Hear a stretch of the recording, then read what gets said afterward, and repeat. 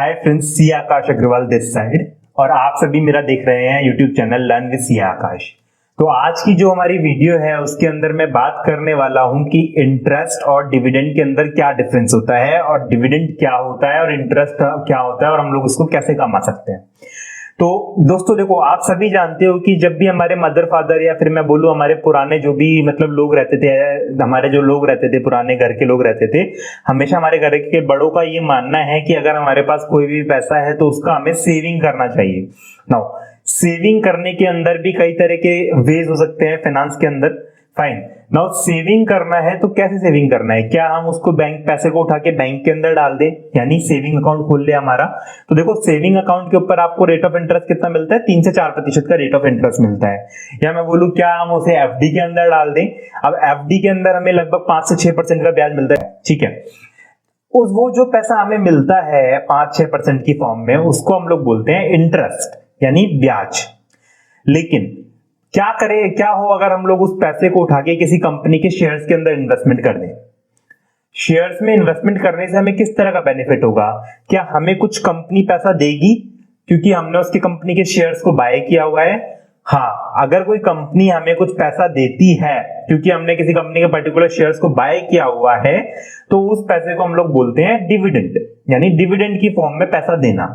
लेकिन ये इंटरेस्ट और डिविडेंड दोनों अलग चीजें हैं और दोनों के अंदर टैक्स ट्रीटमेंट के अंदर भी डिफरेंसेस हुआ करते थे अभी इस टाइम तक, थोड़े टाइम पहले तक, और साथ में बहुत सी चीजों के अंदर इसमें डिफरेंस होता है। तो क्या ऐसे डिफरेंसेस हैं जिनको हम जान लेंगे अगर, तो हम बिल्कुल क्लियर हो जाएंगे कि क्या हमें डिविडेंड वास्तव में लेना चाहिए या नहीं लेना चाहिए, और अगर लेना है तो हम पे क्या क्या टैक्स ट्रीटमेंट्स रहेंगे। इन सभी की बात मैं इस वीडियो में करने वाला हूं। तो चलिए फिर हमारी कंप्यूटर स्क्रीन पे चलते हैं। तो आ गए हैं हम अपने कंप्यूटर स्क्रीन के ऊपर, और जैसा कि मेरा टॉपिक है आज, इंटरेस्ट और डिविडेंड में क्या डिफरेंसेस होते हैं, इंटरेस्ट वर्सेस डिविडेंड। देखिए, सबसे पहले अगर किसी पर्सन ने इन्वेस्टमेंट किया है बैंक्स के अंदर या फिर मैं बोलूं डिबेंचर्स के अंदर, तो उस पे जो हमें रिटर्न मिलती है वो हमें इंटरेस्ट की फॉर्म में रिटर्न मिलती है। मतलब क्या हुआ कि अगर आपको इंटरेस्ट अर्न करना है तो उसका प्रमुख सोर्स, मतलब जो मेन सोर्सेस रहेगा, वो क्या होगा? इन्वेस्टमेंट इन बैंक्स ऑब्लिक में डिबेंचर्स। नाउ ये डिबेंचर्स क्या होते हैं या फिर मैं बोलूं बॉन्ड्स क्या होते हैं, ये सब धीरे धीरे मेरे वीडियोस में मैं लेके आने वाला हूं, क्योंकि ये कंप्लीट सीरीज मेरी स्टॉक मार्केट सीरीज है और इसके अंदर मैं स्टॉक मार्केट की धीरे धीरे सारी वीडियोस डालने वाला हूं। तो आप इसमें अभी ये देखिए कि डिबेंचर्स को एक तरह से मान लीजिए टाइप ऑफ लोन है। मतलब जब भी कंपनी को लोन रेज करना होता है किसी वे से या फिर जनरल पब्लिक से लोन रेज करना होता है, तो वो अपना डिबेंचर्स इशू कर देती है जनरल लोगों को। जैसे कंपनियां शेयर भी इशू करती हैं, शेयर इशू करती है किस लिए? कैपिटल में जब पैसा उनको चाहिए होता है। लेकिन वहीं अगर उनको एज ए लोन पैसा चाहिए होता है तो वो लोग डिबेंचर्स इशू करते हैं। तो डिबेंचर्स क्या है? लोन इंस्ट्रूमेंट है, लोन लेने का तरीका है। ठीक है, तो अगर कोई आप और मेरे जैसा कोई नॉर्मल पर्सन अगर डिबेंचर्स के अंदर पैसा डालता है तो उस पैसे के ऊपर हमें इंटरेस्ट की फॉर्म में रिटर्न आती है। ठीक है, तो सबसे पहले मैंने बोला अगर हम लोगों को अगर इंटरेस्ट अर्न करना होगा तो क्या तरीका है? हम लोगों को इन्वेस्टमेंट करना पड़ेगा, कहां पे? बैंक्स में या फिर डिबेंचर्स के अंदर हमें पैसा लगाना पड़ेगा। ठीक है, दूसरा पॉइंट आप मुझे बताइए, इंटरेस्ट के अंदर सपोज मैंने कोई पैसा फिक्स डिपॉजिट के अंदर डाला, एफडी के अंदर डाला, ठीक है, और जब मैं एफडी डालने गया पैसा तो उस समय 6% की रेट ऑफ इंटरेस्ट चल रही थी। सपोज मैंने एचडीएफसी बैंक के अंदर एक एफडी करवाई, कितने सालों के लिए? 3 ईयर के टेन्योर के लिए मैंने एक एफडी करवाई। 6% ईयरली बेसिस पे मुझे उस पर इंटरेस्ट मिलेगा। नाउ हुआ क्या कि आज मान लो डेट है आपकी 1 अप्रैल 2022, जिस दिन मैंने अपना एफडी करवाया है। ठीक है, अब टाइम पास, मतलब बीच में टाइम निकला, धीरे धीरे टाइम निकल निकल के ये आ गया है 31 मार्च 2023 आ गया है। फाइन, और इस दिन क्या हुआ कि गवर्नमेंट ने अपने एफडी के इंटरेस्ट रेट के अंदर चेंज कर दिया है। मतलब आरबीआई ने एफडी के इंटरेस्ट रेट के अंदर चेंज कर दिया है। नाउ बैंक ने एफडी का इंटरेस्ट रेट कर दिया है 5%। ठीक है, तो क्वेश्चन ये अराइज होता है कि क्या मुझे अब भी कंटिन्यू 6% की रेट से आगे के सालों के लिए ब्याज मिलेगा, इंटरेस्ट मिलेगा, या फिर वो मुझे 5% हो जाएगा? तो इसका आंसर ये है कि क्योंकि आप ये रेट चेंजेस होने से पहले ही आपने फिक्स डिपॉजिट करवा लिया है और वो भी 3 सालों के लिए, तो आपको इस चेंज ऑफ इंटरेस्ट रेट का कोई इफेक्ट नहीं पड़ेगा। मतलब ये कि आपको पूरा 6% की रेट से ही ब्याज मिलेगा आगे के सालों के लिए भी। लेकिन जो भी नई एफडी होंगी 31 मार्च 2022 के बाद से 23 के बाद से, उन सभी को 5% रेट ऑफ इंटरेस्ट के साथ ही इंटरेस्ट मिलेगा और उनको इसी रेट ऑफ इंटरेस्ट के साथ एफडियां करवानी पड़ेगी। ठीक है, तो इसका मतलब क्या हुआ कि जनरली रेट ऑफ इंटरेस्ट हमारा फिक्स रहता है। कहां पे?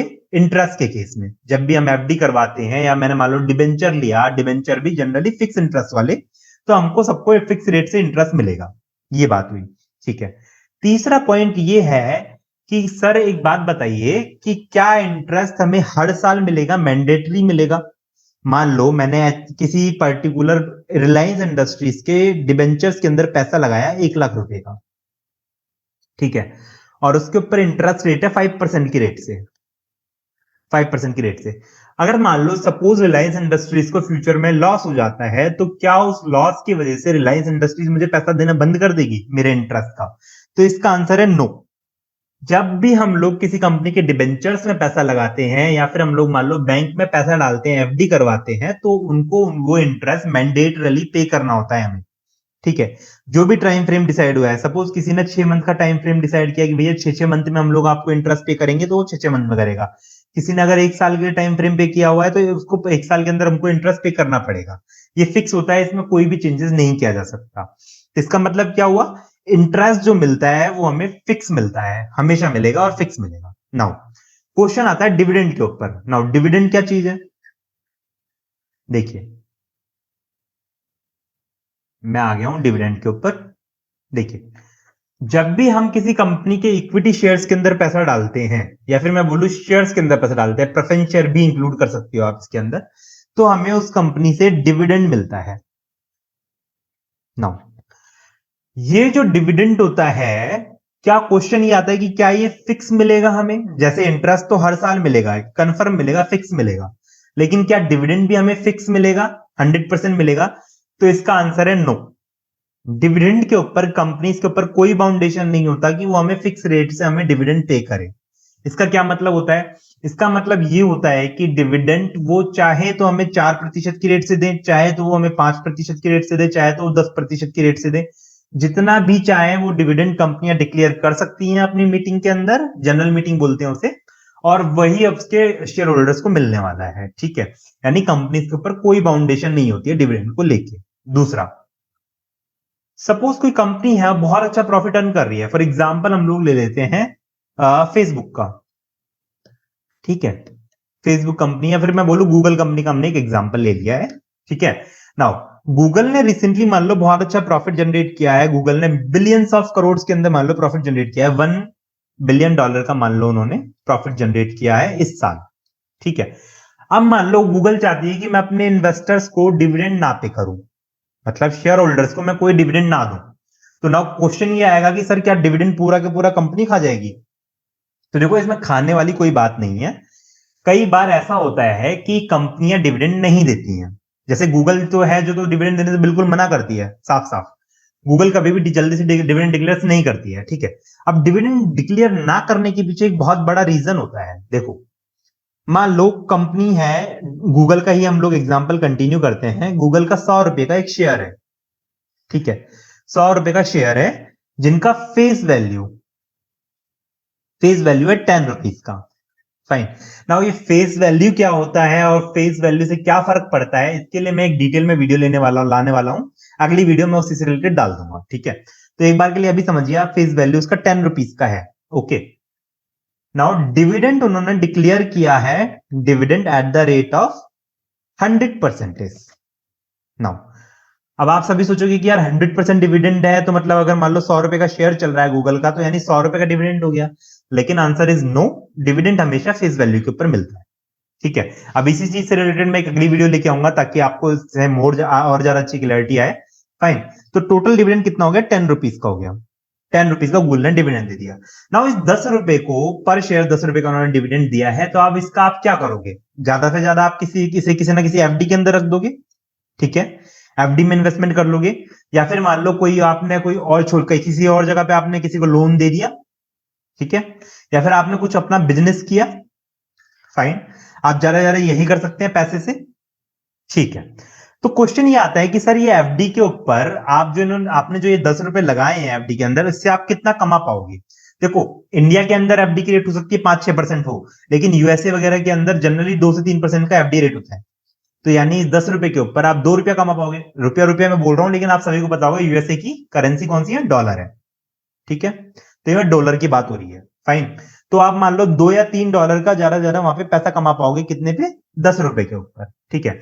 तो गूगल का ये कहना है कि मैं अगर आपको पैसा देता भी हूं तो आप उस पैसे से जो रिटर्न जनरेट कर पाओगे ना, उस रिटर्न से ज्यादा मैं आपको रिटर्न जनरेट करके दूंगा अगर आप वो पैसा मुझसे ना लो। नाउ गूगल कैसे रिटर्न जनरेट करेगा? सीधी सी बात है, गूगल बिजनेस करेगा। ठीक है। गूगल मान लो कोई प्लान है जिसके अंदर वो काम कर रहा है, जैसे मान लो आर्टिफिशियल इंटेलिजेंस का काम कर रहा है। ठीक है, एआई के ऊपर गूगल काम कर रहा है, आर्टिफिशियल इंटेलिजेंस के ऊपर। और किसी ने, गूगल ने कोई ऐसा रोबोट बना दिया है, मान लो रोबोट बना दिया है जो कि हाउस होल्ड थिंग्स के अंदर काम कर रहा है। आजकल आपको पता ही है कि सब इस तरह के कई सारे रोबोट्स वगैरह आ रहे हैं, सब चीजों में काम रोबोट्स वगैरह करते हैं।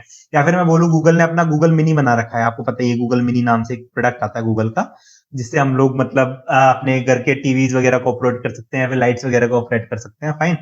तो ये गूगल मिनी बना रहा है। तो जब ये मार्केट में नई नई चीजें लेके आ रहा है, नए नए प्रोडक्ट्स लेके आ रहा है, मैं बोलूं कोई ऐसा किया कि गूगल ने अपना, मान लो पर्टिकुलर कोई सर्च इंजन चलाया। ठीक है, सर्च इंजन कोई बना दिया है गूगल ने, तो उस सर्च इंजन के थ्रू काम हो रहा है। इसके अलावा यूट्यूब से यूट्यूब गूगल का प्रोडक्ट है, यूट्यूब से गूगल अर्न करता है पैसे। तो इन सभी पैसों को, इन सभी चीजों के लिए उसको मनी का रिक्वायरमेंट होता है। तो गूगल ने जो प्रॉफिट कमाया है, उसी प्रॉफिट को वो यहाँ लगाने वाला है। अगर वो अपने शेयर होल्डर्स को उस प्रॉफिट को नहीं बांटेगा, तो इन्हीं सब चीजों के अंदर उस प्रॉफिट को लगाएगा। ठीक है। तो गूगल का ये कहना है कि इस अमाउंट से मैं मल्टीफोल्ड रिटर्न जनरेट कर सकता हूं जितना आप जनरेट करोगे। मतलब जो भी मेरे इन्वेस्टर्स हैं, मेनली मेरे शेयर मार्केट में जो मेरा शेयर के अंदर पैसा लगा के बैठे हुए हैं, उनसे कंपैरेटिवली बहुत ज्यादा मैं रिटर्न जनरेट करके दे सकता हूं आपको। किससे? अगर मैं खुद के बिजनेस के अंदर पैसा लगाऊं। ठीक है। तो ऐसी कंपनियां जिनका रेट ऑफ रिटर्न, मतलब जो उन्होंने पैसा लगाया है, सपोज $100 उन्होंने लगाया है अपने बिजनेस के अंदर, और रेट ऑफ रिटर्न का मतलब होता है कि जितना आपने पैसा लगाया उस पर आपको कितना पैसा वापस मिल रहा है। ठीक है। $100 लगा के मान लो मैं 10% की रेट से एनुअली, रेट ऑफ रिटर्न है मेरा, 10% की रेट से मैं पैसा कमाता हूं उस पर। तो इसका जो रेट ऑफ रिटर्न है, अगर मान लो एफडी से ज्यादा है या फिर नॉर्मल मार्केट की रेट ऑफ रिटर्न से ज्यादा है, तो वो कंपनियां डिविडेंड देना कम प्रेफर करती है। कम प्रेफर करेंगी तो उस पैसे को वापस से वो अपने प्रोडक्ट्स में लगाएंगी, उस पैसे से फिर प्रॉफिट जनरेट होगा, और उस प्रॉफिट से एनी हाउ लास्ट में क्या होगा? कंपनी के शेयर्स की प्राइस ही बढ़ेगी, शेयर की प्राइस ही अप होगी। क्योंकि उन्होंने मान लो गूगल मिनी बेचा या फिर यूट्यूब से पैसे कमाए, इन सब चीजों से उन्होंने पैसा कमाया, तो कंपनी के पास गया, अंत में हुआ क्या? कंपनी के शेयर्स की प्राइस बढ़ी। तो होना क्या है कि जो सपोज मान लो एक एक्स पर्सन है जिसने $100 का गूगल का शेयर खरीदा था, तो एक साल बाद वही गूगल का शेयर $120 का हो गया, क्योंकि वही पैसा, प्रॉफिट का पैसा उसने गूगल ने लगाया और नए नए प्रोडक्ट्स निकाले। तो उससे क्या हुआ? टोटल 20% का रिटर्न मुझे यहां पे मिल गया। फाइन। तो it is not mandatory for any company to pay dividends.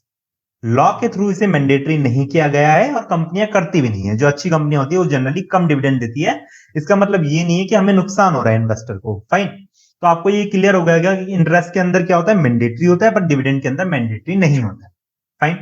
तो साथ में हम लोग इसके टैक्सेशन की बात भी आप कर लो थोड़ी सी, मैं इसके बारे में। ठीक है। अगर टैक्सेशन का आपको और डिटेल में देखना है तो मैंने कंप्लीट वीडियोस भी इसके अंदर डाली हुई है। ठीक है।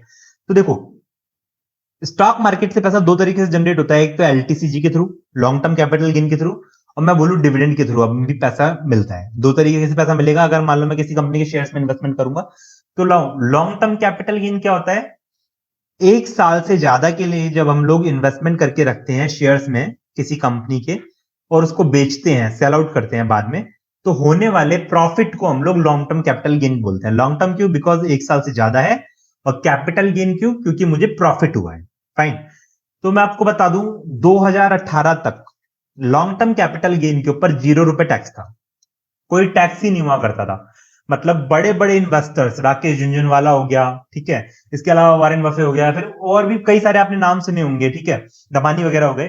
तो इन ये सभी क्या करते थे कि $0 टैक्स पे करते थे, जबकि इनका रिटर्न जो होता था कई करोड़ रुपीस में होता था।